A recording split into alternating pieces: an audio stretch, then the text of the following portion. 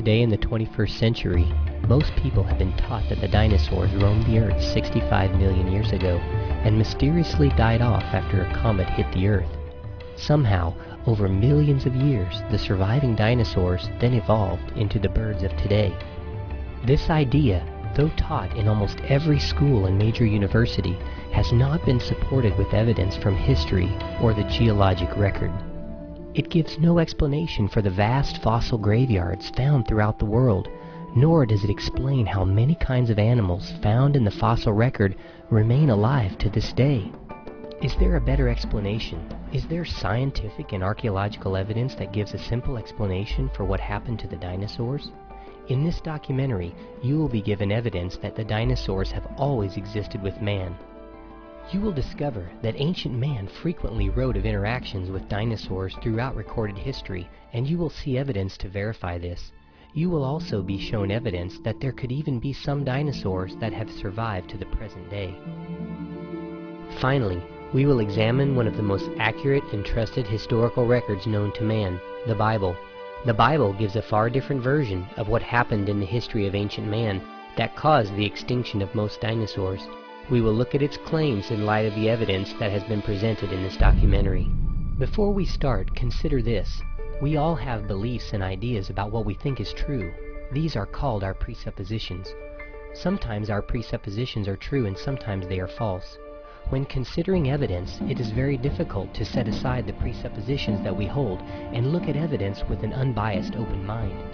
Truth is sometimes very hard to accept, especially if it is contrary to what we have believed. Much of the evidence that you will see in this video has been ignored by modern-day science, but a close examination of the evidence will reveal some startling conclusions.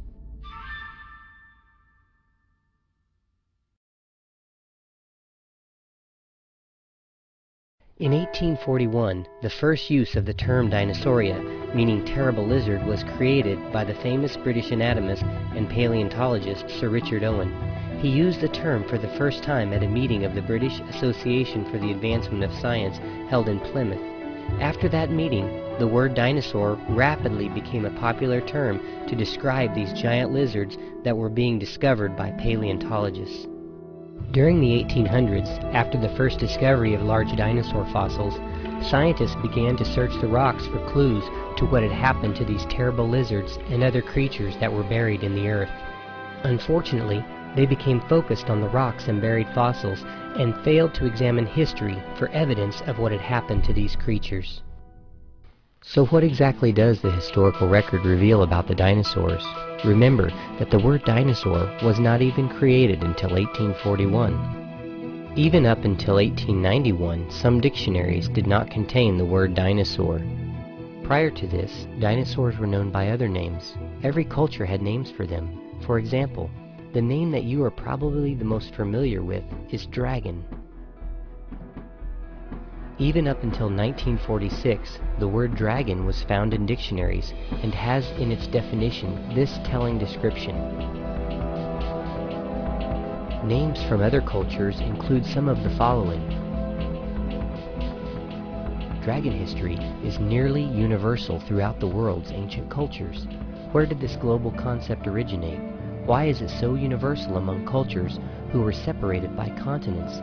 How did societies throughout the world describe, record, draw, etch, sew, and carve these creatures with such uniformity if they had not been eyewitnesses of them?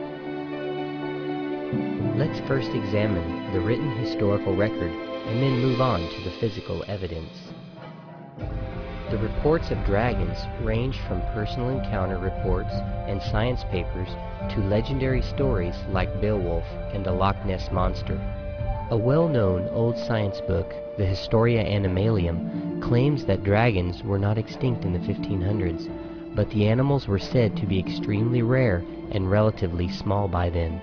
In 1572, a scientist named Ulysses Aldrovandus carefully described a small dragon seen along a farm road in northern Italy. The rare creature was killed by the farmer when he struck it on the head with his walking stick. Aldrovandus obtained the dead body and made measurements and a drawing. He even had the animal mounted for a museum. It had a long neck, a very long tail, and a fat body. The skeletons of a number of ancient reptile-like creatures called Tanystropius have similarities to the basic description that he gave.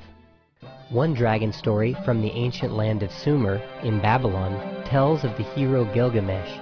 He decided to make a name for himself by traveling to a distant land to cut great cedar trees needed for his city. He reached the forest with 50 volunteers and discovered a huge reptile-like animal which ate trees and reeds. The story simply says that Gilgamesh killed it and cut off its head for a trophy. Thousands of dragon stories and pictures can be found in ancient Chinese books and art. One legend tells about a famous Chinese man named Yu. The story says after the great worldwide flood, Yu surveyed the land of China and divided it into sections. He built channels to drain the water off to the sea and help make the land livable again. Many snakes and dragons were driven off from the marshlands when Yu created the new farmlands. Some old Chinese books even tell of a family that kept dragons and raised them to use their blood and body parts for medicines. In 1611, the emperor appointed the post of royal dragon feeder. An Irish writer recorded an encounter with a large beast with iron-like spikes on its tail which pointed backwards. Its head had the shape of a horse's, and it had thick legs with strong claws. These details match features of dinosaurs like Kentrosaurus and Stegosaurus, which had sharp pointed spines on their tails, thick legs, strong claws, and long horse-like skulls. The respected Greek explorer and historian Herodotus described small flying reptiles in ancient Egypt and Arabia. These animals sound amazingly like the small pterodactyl Rhamphorhynchus. They had the same snake-like body and bat-like wings. Many had been killed near the city of Buto in Arabia. He was shown a canyon with many piles of their backbones and ribs. Herodotus said that these animals could sometimes be found in the spice groves. They were small in size and of various colors. Large numbers would sometimes gather in the frankincense trees. When workers wanted to gather the tree's valuable juices, they would use smelly smoke to drive the flying reptiles away. The well-respected Grecian philosopher Aristotle said that in his time it was common knowledge that creatures like this also existed in Ethiopia.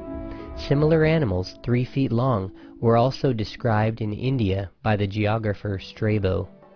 In Pliny's book Natural History, written around 70 AD, he says, "Africa produces elephants, but it is India that produces the largest, as well as the dragon."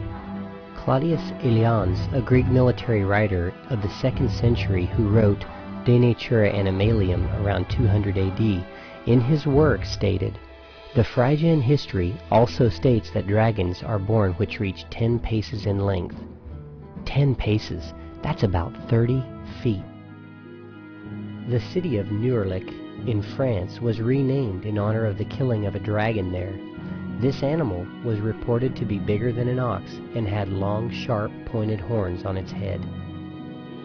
In 1271 AD, the great explorer Marco Polo recorded in his writings that the Chinese emperor had dragons that pulled his chariot on special occasions.